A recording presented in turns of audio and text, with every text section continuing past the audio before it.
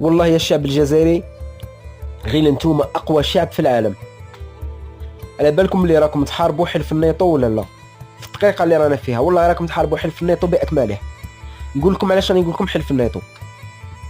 المروكي امه وحده وبوه 20، صافي كل واحد اللي تحاربه من كل الجنسيات، عندك اسباني، برتغالي، امريكي، كولومبي، راك فاهمني اخي المواطن.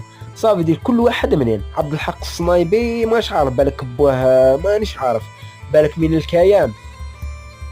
المهم خويا الجزائري انا نتحي لك بزاف بزاف، قال لكم تدافعوا على البلاد والله غادي نتحي لكم. هنا نبينوا لكم باللي نتوما اقوى شعب في العالم، والمروكي ما يقدرش على الجزائريين، ما يقدروش.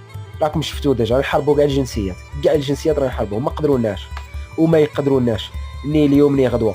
وراك شفتوا قناه نسمه قالت لك باللي كانوا 50% دروك راهم راك عارف